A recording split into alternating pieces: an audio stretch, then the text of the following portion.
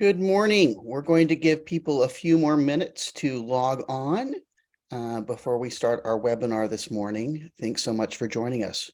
Starting just 2 minutes. Buenos días, vamos a dar unos cuantos minutos para que otras personas se puedan unir, así que vamos a empezar, gracias por venir y vamos a empezar como en 2 minutos.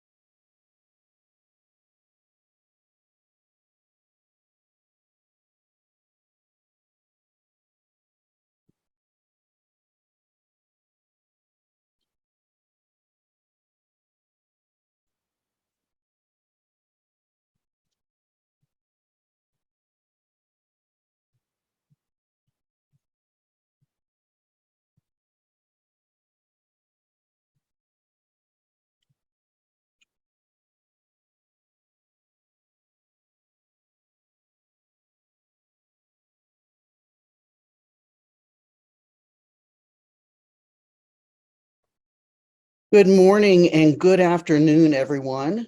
My name is Mason Davis. I use he, him pronouns and am the Executive Director of Funders Concerned About AIDS.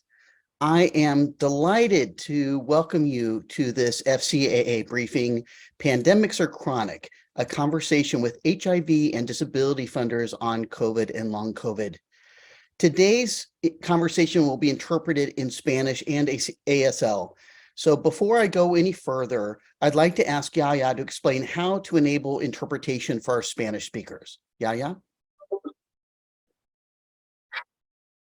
Buenos días, buenas tardes a todos. Mi nombre es Mason Davis, soy director ejecutivo y quiero darle las gracias a todos por venir a esta presentación de Las pandemias son crónicas, una conversación con los financiadores de discapacidad y VIH sobre COVID y el COVID a largo plazo. Y antes de comenzar, esta conversación va a estar se va a proveer en lenguajes de señas norteamericana, en español y en inglés. Y antes de comenzar, quiero pasárselo a Yaya para que dé unas breves instrucciones de cómo accesar el canal en español. Buenos días a todos, mi nombre es Yaya y hoy estoy con mi cointérprete Juan y juntos vamos a ser sus intérpretes de español en la noche en el día de hoy. Esta conversación solamente se va a dar en inglés y se va a proveer interpretación en español. En unos breves segundos se va a utilizar la función de interpretación de Zoom, que aún no está activada y se activará en unos segundos. Para poder accesarla, usted va a ver, si está en una computadora, usted va a ver una icono de globo en la parte inferior de su pantalla. Cuando haga clic ahí, usted va a ver que tiene la opción de escoger español e inglés y va a escoger español. Si está en tableta o teléfono, usted va a ver el menú que dice los 3 puntos o más, seleccione ahí, va a seleccionar lo que dice interpretación y una vez seleccione interpretación, se le va a entrar el menú con los lenguajes, inglés o español. Una vez escoja su lenguaje, importante que si está en tableta o teléfono, que le dé clic a Done o finalizar en el botón azul a mano arriba y derecha de su pantalla.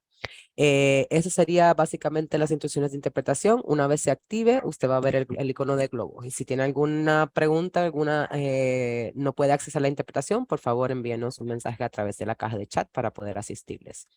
The instructions will be given by Mason in English, so this concludes the instructions on how to access interpretation in Spanish. So back to you, Mason, and we can start the function now.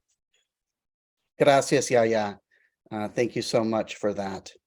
I'll give just a second for people to go over to that the line for interpretation. All right, well, for those of you who are new to FCAA, we are a philanthropy serving organization with the mission to inform, connect, and support philanthropy to mobilize resources and to end the global HIV pandemic, and to build the social, political, and economic commitments needed to attain health, human rights, and justice for all. Our core programming includes annual efforts to track the field of HIV-related philanthropy, regular briefing programs and working groups to convene funders together around emerging issues and evidence-based funding models, and organizing new HIV-informed funding initiatives and partnerships. These programs and our international membership of HIV-informed funders position us to leverage the history of the HIV response and to help donors understand how and why HIV is their issue. Today's webinar is a perfect example of that approach. I am so pleased that we're here together today to discuss the intersection of HIV, COVID, long COVID, and disability. We've experienced, and to be honest, we are still experiencing a mass disabling event, and one that disproportionately impacts people living with HIV, BIPOC and LGBTI communities, and communities that are immunocompromised, chronically ill, or disabled. I also want to offer the important observation that we know there's not enough funding for this area of work. From FCAA's own resource tracking data, we know that HIV-related philanthropy distributed $66 million in 2020 to address COVID. It's a good start, but it represents 9% of total HIV-related philanthropy that year. And it's only a tiny portion of a small portion of philanthropy, which was largely dominated by giving to the United States. We also don't yet know what that funding will look like since 2020, but we'll be reporting on that as we continue our resource tracking. With that context, I urge the funders on today's call to think critically about how we can work together to fund effective strategies, services, and advocacy that empower the rights and access of these communities. How will this impact funding for our own portfolios, services, and needs? And together, what do we think that future will look like? So before we jump into the meat of today, I have a few logistics to cover. I also want to take a quick moment to thank our two co-sponsors today, the Third Wave Fund and Funders for Justice. Thanks for being in this work together. Okay, so a few logistical notes. As organizers of this event, we believe in language justice, which includes providing interpretation for today's conversation in Spanish, ASL, and through closed captions. On the screen, you can find out how to access these tools. To access interpretation, if you're joining from a computer, you can follow along via the image you see on your screen. You can click the globe you see on the bottom right hand of your screen, click the language you would like to participate in, and you can even silence the original audio if you just want to listen to the interpreter. If you're joining from a smartphone or a tablet, you can look at the three little dots in the corner of your device, click those dots, and then click where it says language interpretation. Then just select the language in which you want to participate. For ASL interpretation, we will highlight the interpreter's screen so you can follow along. You can also pin that screen so that they're always visible. Today's event will also feature real-time live captioning. If you would like to enable the caption feed, use the closed caption button at the bottom of the desktop app or in the settings section on mobile devices. We will also provide a link to a stream where you can view the full text in a separate window if preferred. I also want to thank our hosts, J.D. Davids and Gabriel San Emeterio, in their support and technical assistance around all of these logistics. We've learned a lot and hope to continue these services to ensure and improve accessibility for future FCAA events. As a reminder, this is a Zoom webinar, which means you don't actually have access to your microphone or camera. The session is being recorded and will be available online after the webinar. That said, we encourage you to use the reaction tools and the question and answer tool as shown on the screen to share your feedback and questions.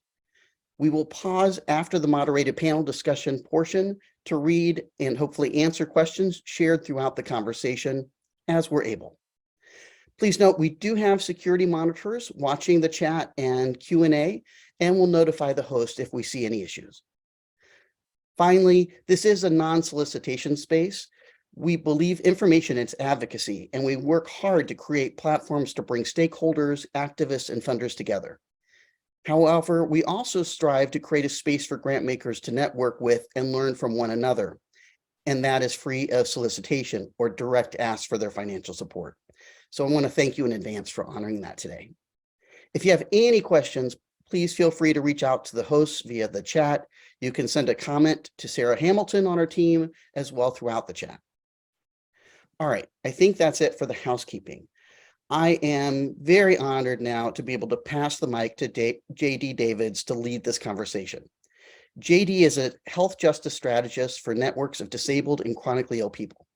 He's been a part of our work and the work of many pivotal groups over the years, including ACT UP Philadelphia, the Coalition for National HIV/AIDS Strategy, Health Gap, the Health Not Prisons Collective, HIV Prevention Justice Alliance, Me Action, Positive Women's Network USA, and the US Caucus of People Living with HIV. He has also served as an external advisor to NIH, CDC, and health departments. I'm not sure what he doesn't do. As a queer and trans person living with ME/CFS, long COVID, and other chronic complex conditions, he writes and hosts conversations for the Cranky Queer Guide to Chronic Illness and is a member of the Patient-Led Research Collaborative. JD, thanks so much for doing this today. Thank you all of you for being here. And JD, the floor is yours. Thanks so much. Thanks, Mason, and everyone from Funders Concerned About AIDS, particularly Sarah Hamilton for holding all the myriad logistics for today's event, and to the co-sponsors and panelists. We're here today to look for new pathways and practices as funders and activists to move past the historical disconnect between disability and HIV movements at a crucial time. Along with my co-founder, Gabriel San Emeterio, who you'll hear on the panel in a few minutes, I helped to found Strategies for High Impact, or S4HI, almost a year ago. We're a trans, gender nonconforming, and BIPOC-centered, disabled and chronically ill-powered nonprofit hub for collaboration, communication, and action, dedicated to creating durable, inclusive solutions in public health policies and systems. We're gathering here today in the midst of an ongoing pandemic disproportionately impacting already disabled and chronically ill people, with long COVID being 4 times as likely in people living with HIV and people with diabetes, for example. To effectively address these colliding pandemics and this mass disabling event, not only as a huge challenge in and of itself, but as an entry point for changing the interlocking injustices that fuel these pandemics. We have to forge connections across movements that build on shared and distinct histories and practices. To go to necessary scale, we need organizational development, political education, communications, policy work, and yes, substantive and sustained funding. We have to show the world we have a choice to make. Will we make the investments that can bring us to the imperfect but very real progress we've seen in HIV/AIDS, and even go beyond that to rectify that which still fuels inequities in HIV and all other pandemics? Or will we take the path of inadequate, underfunded, and unjust systems that exist for disabled people and many of the associated diseases seen in long COVID, such as myalgic encephalomyelitis, or ME? Next slide, please.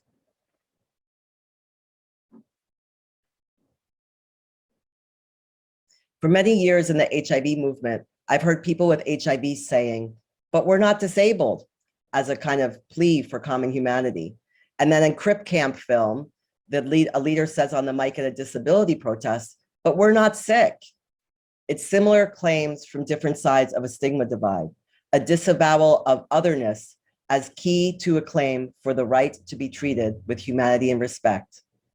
Within powerful, world-changing movements that themselves combat stigma and othering. So that's all the more relevant today in the 3rd year of a global mass disabling event, the COVID-19 pandemic. We see in long COVID a vital area for organizing, not just to meet the huge needs for support, resources, care, and treatment for more than over 100 million people worldwide and counting living with long COVID, and many, many more with COVID-related losses and bereavement, but also to change the very narratives that allow these chronic harms to be ignored and the conditions to encourage them to expand unchecked. And yes, the Crip Camp film is an excellent, excellent film. Next slide. So definitions of long COVID vary, but generally include It affects about 1 in 5 people, children, adults, and elders who've had SARS-CoV-2, COVID-19, whether or not they've had a test confirming that they had COVID infection. Vaccination and COVID-19 treatment, such as Paxlovid, may decrease, but does not eliminate the majority of long COVID risks. Symptoms could continue on and from an acute COVID infection or emerge 1 or 3 months after initial infection or fluctuate. They can also worsen over time. They can affect all organ symptoms. The most common symptom is crushing fatigue, which itself can have multiple distinct awful symptoms. About half of people with long COVID may have ME. There can also be dangers without symptoms that can increase risks of additional disability or death from heart attacks, strokes, or pulmonary embolisms in those who didn't even know that they had long COVID or even know that they had COVID. JD? Yes. Can I request if you could just slow down just a bit? Okay, I keep trying to slow down, but maybe I'm speeding back up, so I'll slow down. Thank you. Next slide, please. Also, what is long COVID is huge. It's not surprising or rare for those who know about the impact of post-viral conditions. But there's, as I said, over 100 million people, that was the estimate from a year ago, who already had long COVID. In the US, about 7% of all US adults, that's not people who know they had COVID or et cetera, 7% of the whole population report experiencing long COVID symptoms, with nearly that many saying that these symptoms limit their activities to some extent, and a full 2% saying it limits their daily activities a lot. It's a mass disabling event with costs that rival the Great Depression. Next slide, please.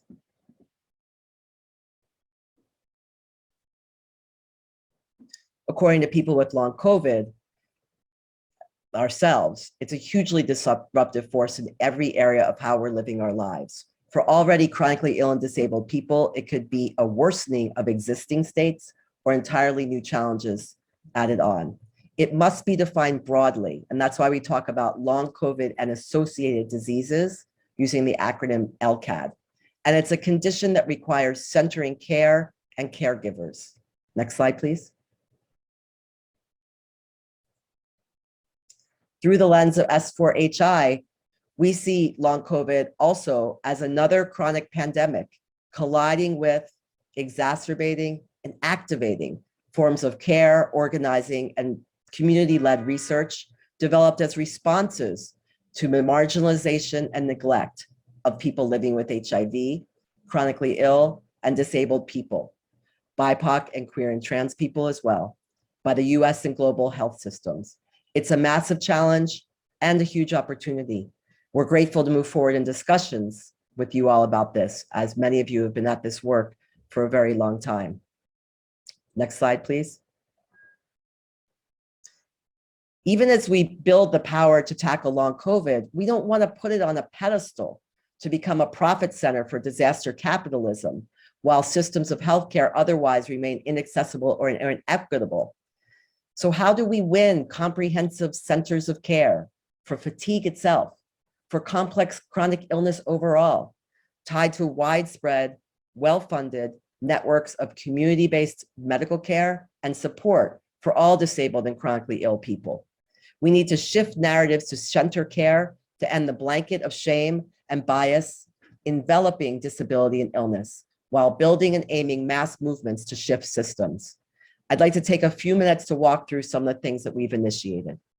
We've launched Pandemics Are Chronic as a central call to action endorsed by individuals and institutions to take the pledge to end practices and policies that ignore and further marginalize disabled and chronically ill people. You can take the pledge too. The link is there, tinyurl.com, Pandemics Are Chronic.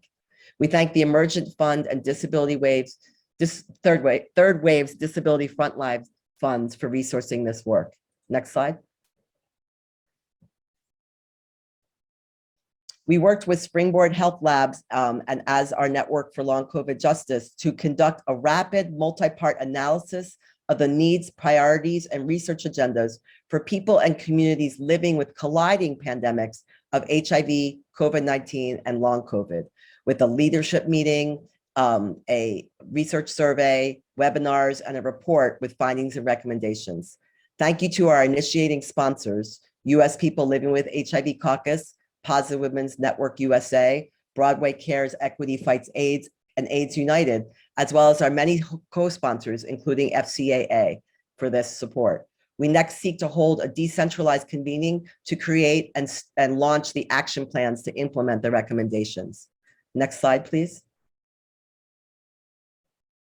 We started the Network for Long COVID Justice to further effective models of movement and organizational development, political education, and power building in long COVID, informed by HIV movement and intersectional justice work. Looking across the groups now in our long COVID justice strategy circle, Body Politic, COVID-19 Long Haulers Advocacy Project, Marked by COVID, ME Action, and Patient-Led Research Collaborative, along with national organizing from our own long COVID justice effort and a pilot NYC working group. It's an unduplicated, vibrant ecosystem of community-powered care, advocacy, and policy work, predominantly led by women, femmes, and trans and gender non-conforming people living with long COVID and associated diseases and who have lost loved ones to COVID. We're doing patient-led support groups, information sharing, groundbreaking research, grassroots community organizing and mobilization, communications, including high-impact press work, policy analysis and advocacy within and across these groups. Fund development needs to be a key focus as all of our groups remain strapped for resources, given the vast need for this work, and several are at risk of closure due to lack of resources. Next slide, please. The Long COVID Communication Resource Project is our new communication science initiative that will further sustainable adoption of structural, biomedical, and technological advances for the treatment, prevention, and care of COVID-19, long COVID, and associated diseases, including in low and middle income countries. We are going to do three things: use communication science to develop and share the most effective strategies, create and develop vital needed public health and care information to the growing global population living with LCAD, and train and support an international team of people with LCAD as effective, skilled, and supported communicators. We were able to launch this project through a generous $1.5 million grant from Balby Fund, which was by far our largest funding to date.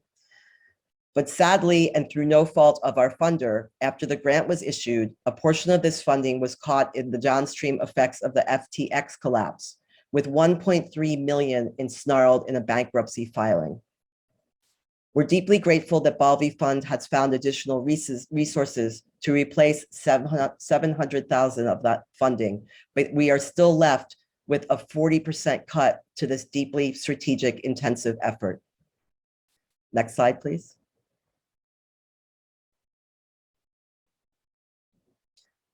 So we may not yet know everything we need to do or have all the necessary resources to do it, but we do know what we can't do is return to normal, because that normal never was for chronically ill and disabled people.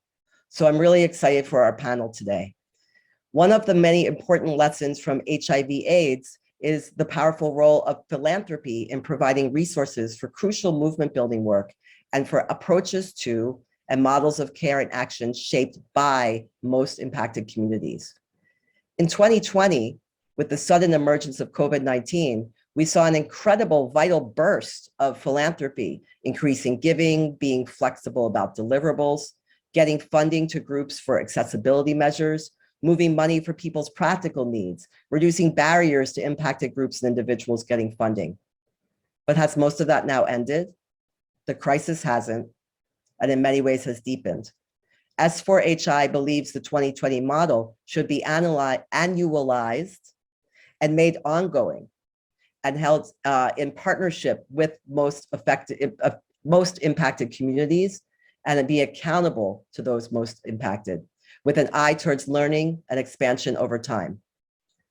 Just as vital is the important work on racial justice and fighting anti-Blackness initiated by leaders in the HIV community who are on our panel today, including Vanita Ray of US Positive Women's Network and HIV Racial Justice Now, and Jesse Myland of AIDS United, who in 2019, FCAA found that only 14%, $30 million of US-based HIV-related philanthropy supported BIPOC communities, the same communities that in that year represented 70% of people living with HIV in the United States.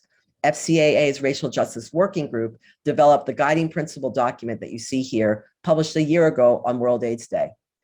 The Disability and Philanthropy Forum is an emerging philanthropy serving organization like FCAA, created by the presidents of Ford Foundation and the Robert Wood Johnson Foundation, that likewise articulate principles for and seek pledges to fund practices that center and strengthen disability inclusion as key in advancing social justice. And it's wonderful to have Rebecca Coakley from Ford Foundation here with us today as someone who has been such a key architect of these vital efforts. We come today with much hope for the way forward, but we know there's so much to do. So let's go to our panel. Thank you. We have these discussion questions to lead off today's panel. I'd like to read them off so everyone can be thinking about them, and then I will introduce our panelists. Our discussion questions include, how can funders and advocates working to build a healthy, sustained response to long COVID, disability, chronic illness, and colliding pandemics learn from HIV and disability movements when it comes to principles and practices? What does an integrated, well-resourced, and justice-oriented advocacy movement for addressing chronic pandemics look like?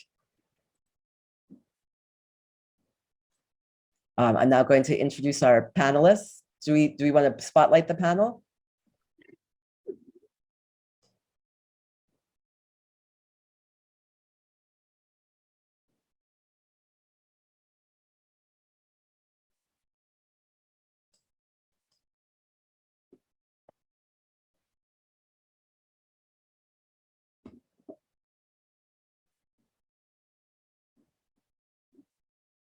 Okay, I'm going to introduce our fantastic panelists.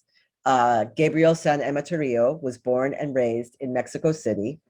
They are a queer activist committed to social and disability justice, who received their master's degree in community organizing and program development from the Silberman School of Social Work at Hunter College. Their work centers on policies and issues that impact communities to which they belong: the LGBTQ community, particularly trans and gender expansive people, people living with HIV, and low-income college students. They also live with myalgic encephalomyelitis and fibromyalgia, and recently became involved in spreading awareness about the health implications of long COVID, particularly for those living with HIV and other chronic viral diseases, through the Network for Long COVID Justice and co-founder of Strategies for High Impact. Gabriel was recently named to the 2022 POS 100 Celebrating Latino Advocates list. Congratulations, and thank you for being here. Our next panelist is Jesse Myland Jr. Jesse has a very long bio, and in the interest of speaking slowly, you'll forgive me for not including all of it. Jesse is president and CEO of AIDS United, a national organization focused on grant making, policy, and capacity building with the mission of ending AIDS in the United States. AIDS United has granted over $104 million to local communities in its 30-year history, including over $5 million to 150 current grantees spanning 35 states. A national expert on HIV, he has been living with HIV for over 30 years, is chair emeritus and longtime board officer at Black AIDS Institute, a senior fellow at Atlas Research, a fellow at the Altarum Institute, a Fulbright senior specialist in global HIV. Over the past 3 years, he has worked as the HIV subject matter expert consultant on federal projects, including a CDC study assessing the impact of the national HIV strategy and high impact prevention on health departments, and looking at the entire Health and Human Service Health and Services looking at the entire federal investment on HIV and viral hepatitis for the Black and MSM population. Welcome, Jesse. And Rebecca, two more people. Rebecca Coakley is the program officer for Ford Foundation for their first ever US disability rights program, which is focused on strengthening the field, building a pipeline of diverse leadership, promoting disability pride, and mobilizing resources towards disability rights work. She serves as the foundation's liaison to the President's Council for Disability Inclusion in Philanthropy. Prior to joining Ford, Rebecca was co-founder and director of the Disability Justice Initiative at Center for American Progress, where she built out a progressive policy platform that projected the rights and services disabled people depend on for survival, and developed innovative solutions like a proposed disabled worker tax credit and increased access to capital for disability-owned small businesses. She also stewarded a campaign resulted in unprecedented 12 presidential candidates developing disability policy platforms. Prior to her work at American Progress, she served as executive director for National Council on Disability, and she's has served in key policy roles at Department of Education, Department of Health and Human Services, and oversaw diversity and inclusion efforts for the Obama administration. And then we have Vanita Ray. Vanita is co-executive director of the Positive Women's Network USA, a national membership organization for women and people of trans experience living with HIV. She served as public policy manager for a federally qualified health center in Houston, where she monitored HIV-related health policy and managed advocacy training for people living with HIV. She led a 2016 citywide effort to end the HIV epidemic in Houston and drafted the roadmap to ending the HIV epidemic in Houston, which is a report name, a roadmap name. She's led anti-criminalization efforts in Texas, defeating an effort to allow HIV test results to be subpoenaed in criminal prosecutions, and defeated attempts to introduce new HIV criminalization legislation. She was diagnosed with HIV in 2003 and is deeply committed to the equity, racial justice, and developing the leadership and meaningful involvement of people living with HIV in all decisions that impact the HIV community. Thank you all for being here. What a great panel. So I appreciate everyone being here today and want to take it back to some of our key questions. So I encourage each of you to, now I can't find our key questions. Sorry, one moment. Okay. I think it would be good to start with the second and then circle back to the first. What does an integrated, well-resourced, and justice-oriented movement, advocacy movement for addressing chronic pandemics look like? I encourage anyone who wants to lead off to unmute and give us your thoughts.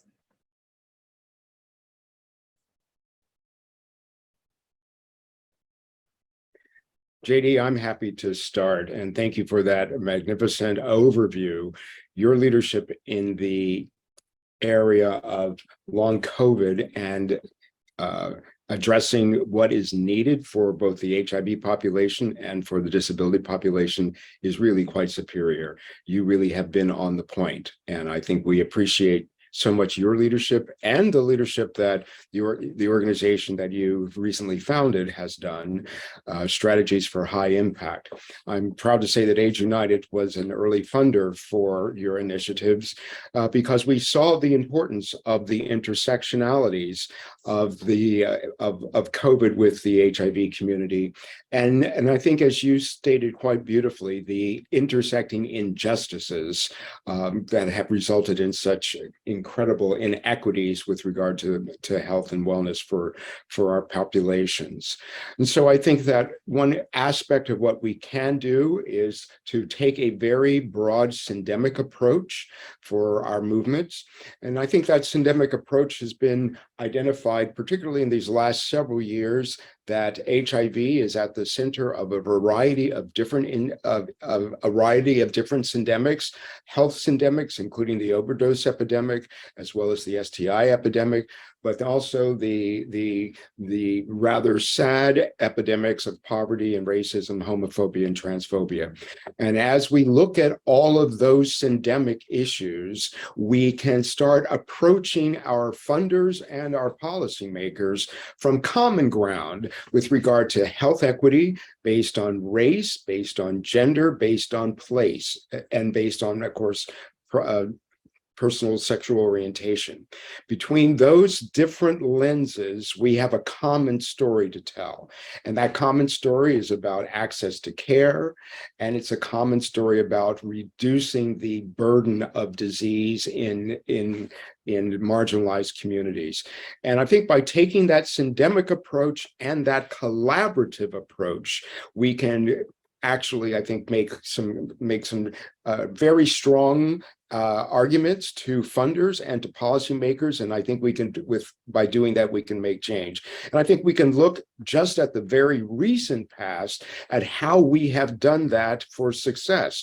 We did that to protect the Affordable Care Act. We did that to encourage the creation of the Affordable Care Act, and we've done that through the Affordable Care Act to help states expand Medicaid, although that charge is not over. So I think taking that intersectionality approach, that syndemic approach, and that collaborative approach can help us in moving this unique and really awful issue of long COVID forward. Thanks, Jesse.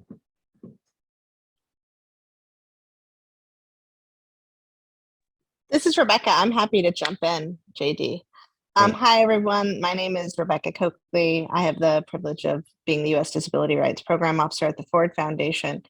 That's a phenomenal question. What does a well-funded movement really look like? And I think it really starts with centering the community. And so I think, one of the first things that we did at Ford in pulling together our U.S. disability rights strategy was we pulled in folks to talk to us, and we didn't ignore, as philanthropy tends to do, the problematic history of the Ford Foundation when it came to the disability community. The earliest days of the eugenics movement were extremely well funded by our founder.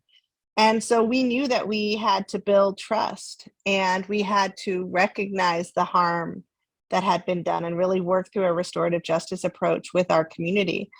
And so we invited folks in from across the disability rights and justice space. We invited folks in from the chronic illness space. We invited both sort of the longstanding legacy organizations, the Easter Seals, the March of Dimes, sort of the FDR era of disability infrastructure, to brand new organizations, groups like New Disabled South or Little Lobbyists and others, to tell us what they thought we should fund. We invited people in who hated philanthropy, frankly. I thought that was really important. We invited people in that weren't trusting of us. And we invited both activists in the disability space, but also activists that got fed up and left and were working in other movement spaces or even in corporate spaces, because we didn't want it to be a pitch session, and we didn't want it to be oh, Ford is so great, whatever you do, we'll be grateful. I think the last thing I really wanted was to end up in a situation where, very sort of Oliverian or David Copperfield-esque, like, please, sir, can I have some more? Like, I did not want that relationship with our community. I knew that wouldn't work. And that wouldn't give us the kind of movement that we need. And so we asked them what we should fund. And we had a long back and forth about, do we fund health? And a number of our partners in the President's Council have giveaway grants the size of my entire budget. So I had a real fear about what it would mean if Ford decided that 100% of our disability rights making would go to health. But what we got at, and I think this is a second point that's really important, is to realize that the community that we're talking about doesn't have the same level of choice as people without disabilities and chronic illnesses. People with disabilities and chronic illnesses in the US and globally, in many cases, live in a state of codified poverty. It is the law that we have to be poor, and it is enforced that we have to stay poor. We cannot choose what college we want to go to based on the financial aid we get. We have to choose it based on the availability of the services and supports that we might need for our condition. We cannot choose to get married because marriage equality is not afforded to people with disabilities on Medicaid or SSI. And so we have to get at that as a part of getting at, like, how do we fund the movement work? Because if you, like, the ability to actually develop a well-funded functional movement, that's not possible if there are laws about who you can live with, if there are laws about your inability to stay on your parents' couch or that counting against your income. You know, if you want to go to law school and are offered a full ride out of state, but you can't accept it because you get 15 hours of home care where you are, but you'll only get 3 hours if you move. And so there's some disconnections that have to be made. And so we have to fund that work as well to be able to allow a movement to blossom. And I think the last piece, as we've said, is like, yeah, let the community drive it. We don't have, philanthropy likes to think that they have the answers. We don't know shit. Like, I'm just gonna be honest. I learn daily from my grantees, and I don't think you're an effective program officer if you don't. And so hearing from the community, what do you need? I think that the challenge for disability and chronic health is because philanthropy has never really been at the table funding our movements are disabled. Our movements are where other peer social justice movements were in we're maybe 1969 right now, I would say. In terms of movement infrastructure. And so part of what I really feel like we need to be thinking about, I mean, I'm only at Ford for 8 years. My goal is to get us to 1980 by the time I leave. We don't have the ability to innovate yet. I'd like to think that we do. I'd like to think we have the ability to dream at this point, but we're still building stuff that other movements have had for decades because we weren't allowed to have, I was going to say nice things. We weren't allowed to have basic things. And so I think that there has to be a reframing within philanthropy grounded in equity about the significant injustices that have been done to the disability and chronic illness movement by our abuse and our neglect of those communities. Thank you so much, Rebecca and Jesse. I want to make sure that we circle back because in my excitement about these questions and engaging with you all as a panel, I neglected to remember that we had a format where everyone was going to speak about what brings you here for 5 minutes. So I, I apologize. And thank you everyone for your rolling with it. But I want to give the opportunity for Gabriel to weigh in either with the original thing that we were asking people to do, or anything that's on your mind and heart at this point. And then we'll have Vanita Ray sharing reflections on the panel and anything that she wishes to add. Gabriel. Hi, thank you. Yeah, well, I'm Gabriel Sandemeterio. I use they, she, and he pronouns. I'm a light-skinned Mexican genderqueer person with long dark hair, and I'm wearing black. I'm the co-founder of Strategies for High Impact and our Network for Long COVID Justice. And the logos for both of our organizations are at the top corners of my virtual background. I live with myalgic encephalomyelitis, or MECFS, as well as HIV. And my ME got worse after long COVID, after a COVID infection. I could call it long COVID. But I've had the diagnosis of myalgic encephalomyelitis for a long time, and I've experienced the chasm and real deep divide in care systems that exist for HIV and for myalgic encephalomyelitis. HIV opened the doors for me to receive things that are basic human rights: housing, healthcare, access to treatment, and other services. Whereas for myalgic encephalomyelitis, I've gotten nothing. As a Medicaid recipient, I was never able to access a provider that was proficient in post-viral illnesses. And so I had to go out of network and pay out of pocket to receive some treatment and management for ME. half of the people who have long COVID meet the diagnostic criteria for MECFS, and therefore the numbers of people with MECFS are skyrocketing. So we can see that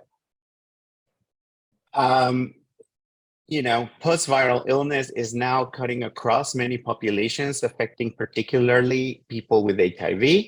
And therefore, as a sector that is relatively well-funded, I think that it behooves us to increase funding to better help people who may have been thriving. Not everybody with HIV thrives with the medications. That's a nice thing that pharma has us believe with their ads. I certainly wasn't. I'm thankful that I'm alive, but I live in a post-viral illnesses. And I think it behooves us to increase funding in the HIV sector to address the disabling effects of COVID, as well as other networks that have sprung from the COVID-19 pandemic to address the disabling effects of long COVID. Long COVID is a very broad umbrella, hundreds of symptoms, some of them disabling and many of them deadly, fall under it. And so it's a way that we can use as a platform to really build a disability just movement across many, many illnesses. And I will leave some time for Vanita because I realize that we're very behind. And I would love to hear from her. I admire her a lot. And thank you. Oh, thank you, Gabriel. Hello, everyone. My name is Vanita Ray. My pronouns are she, her, and hers. And I am the co-executive director with the Positive Women's Network USA. I'm a Black woman living in Houston, Texas. And I am dressed in my usual casual wear, and because Zoom made it possible for me to be comfortable and share space. So, but I don't have a lot more to add. I think Jesse and JD and Rebecca really hit this, but my perspective here is one of a Black woman living with HIV who began to question the why. We kept hearing the numbers, but no one, and it seemed everybody was calling us irresponsible. It was behavior-based versus really looking at structural and systemic issues that make Black women vulnerable. We live at the intersection of race and gender and all that brings with languages, because I purposely didn't say African-American women, I'm saying Black women. And so language, place of origin, all of those things doubly impact Black women. We have the highest mortality rates of any other group living with HIV. And the fact that I'm in the South, I see it doubly more with the lack of Medicaid expansion and the stigmatizing nature of healthcare. I live in Texas that has the highest uninsured rate in the country. So my work tends to be centered around structural and systemic fixes, funding. I've worked with the funders concerned about AIDS for a couple years now, where we came up with guiding principles for HIV, racial justice guiding principles for philanthropy as a way to get at how funding is done and really looking holistically at people who are most impacted have the solutions. And how do we create a system that really acknowledges that? We do not have that system now. We do not. And those of us living with HIV and as the COVID pandemic really stripped away this idea of what we knew already existed, was these health disparities that make us more vulnerable to all of these other issues. And folks are talking about it for a minute, and I'm already beginning to see it die down. And so I really appreciate being here and hearing you all talk about this, because we don't need to let this die down. The same conditions that existed in the pandemics we were seeing just exacerbated them. So I just want to say, we want, and I was really struck when JD was talking about, and in the beginning about, we don't want to be seen as disabled, but yet we are. And that is a cry for others to see our humanity.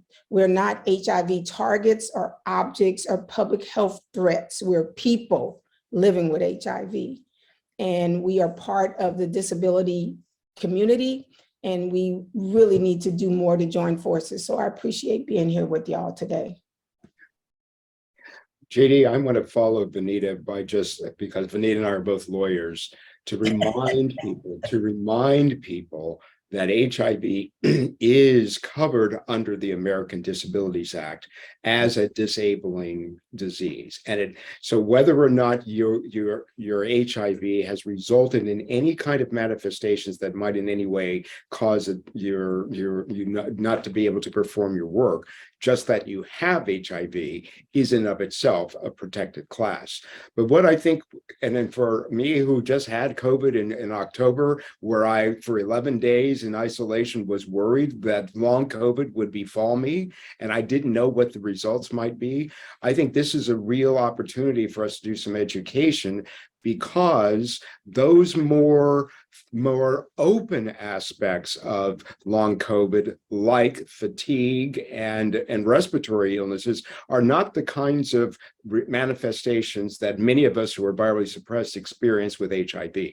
And so it is new that we might be thought of as disabled, but we always were protected. But now, with long COVID, we might actually need the kind of collaboration with the historic disabilities community, because we are part of it in a new way. Yeah, thank you for that. Thank you for everybody, all of your thoughts and wisdom here. We can and should have this conversation for much longer, and in the work that we need to do. So I wanted to enter back into furthering something that was in the written Q&A, which is to have people reflect on what does disability justice look like, so that we recognize it when we get to it. I like that question, not just because it's so vital to understand what we mean in these the visionary vision, the movement of disability justice that was laid out by Black and brown queer people, disabled people, but also that we want to see when we get there, because we want to, this is how we want to live. So I'm interested to hear, what will it look like when we have disability justice in the way that would impact the communities that all of our panelists are a part of? Oh, can I just say that for me, I think for starters, is ensuring that we can participate meaningfully in the movement, right? We have to include most people with all, because disability is such a broad umbrella. Disabilities and needs vary, and we need to make sure that there are systems to include everybody meaningfully in order to devise the solutions that we need to create a disability just world. I would add to what Gabrielle said and say it's a movement that cannot be divided. Like, it is a sticky movement. We just did some polling on how the broad-based disability community feels about Eric Adams's completely terrible mental health policies that are being enacted right now. And it showed us that a majority of people with disabilities are okay with locking up people with mental illness who are not a danger to themselves or society. And that terrifies me. That is not a disability justice world.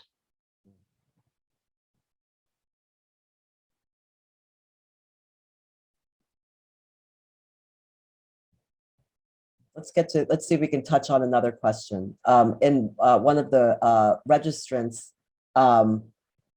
was asking, how can health equity and disability work be incorporated by both philanthropic entities and NGOs for their internal as well as external approaches? And we have 5 minutes.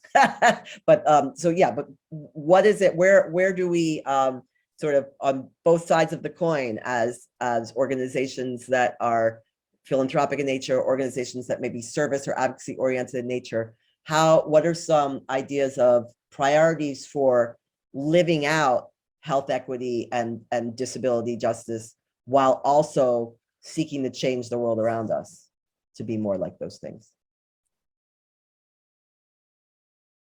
Well, I'll just say that funders are incredibly siloed within their own organizations. And giving potential applicants and grantees the opportunity to creatively describe how the current problem is a multifaceted problem that cross-cuts silos within funders is important for us to do, and it's important for us as funders to look at, so that we actually start breaking down those silos and look at how our resources can be used across various portfolios to solve a common problem. And in this instance, it's disability, it's HIV, it's long COVID. And the same is true with the government as a funder too. And in fact, the government is even worse. And we may very well need to do our advocacy to the government, both HRSA and CDC, to say, you got to stop this because this problem is a tsunami waiting to happen. Mm-hmm. Yeah, I would just quickly add, there's so much when we look at the groups in our strategy circle of long COVID justice, so much what these almost all volunteer or slightly funded groups are looking to do in some cases is do the work of government, to do the public and public health, to get people information to say, here is how you could try to keep yourselves healthy. Here is information you need to live, which was the name of a series we did in Philly, which was basic HIV education in the auditorium, information you need to live. Now these groups are doing information online. We know that, for example, the city of New York, when people call and find their way to a phone hotline that says, I think I have long COVID, one of the major resources they depend on is the body politics support group. Well, the body politics support group is all volunteer and is scrambling to raise money by the end of the year just to exist. So we have what the largest cities in the country, depending on a volunteer group, a fantastic group. But isn't this why we have a state? So well, I honestly, JD, I would build on that and say, you know, it is not in the government's best interest to see us united. And so funding has been specifically used to divide and conquer across groups with disabilities and chronic illnesses. Right. I mean, we saw it when, you know, all the funding that was at Down syndrome and intellectual disabilities in the 1980s started framing autism as the monster under the bed in the 90s. So they just took that money from there and put it over here. And that the benefit for the feds is that it makes those communities hate each other. Mm-hmm. And so when it comes, I mean, I think that's why the ACA and Jesse, you brought this up, why the fight for the Affordable Care Act was so powerful, why the fight for the public charge last year was so powerful, because there was a uniting of communities with disabilities and chronic illnesses, and the government couldn't divide folks at those points, and continuing to think about how do we hold firm. And that's why philanthropy has to do more. Because we don't have a united community otherwise.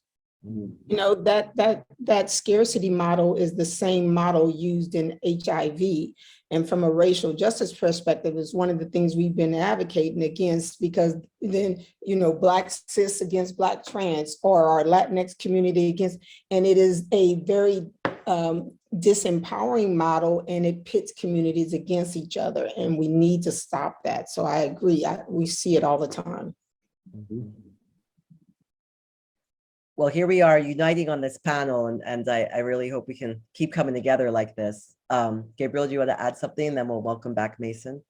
Yeah, now fund new groups and fund groups for alliances, right, so that they can build alliances. That is so important, rather than saying there's this pool for money here for here. Anyway, I don't want to tell you how to do your work. You do great work, but I think that alliances are very important and build capacity. Thank you. Thank you, everybody, so much. What an honor to be here with you all. I'd like to welcome back Mason to close us out.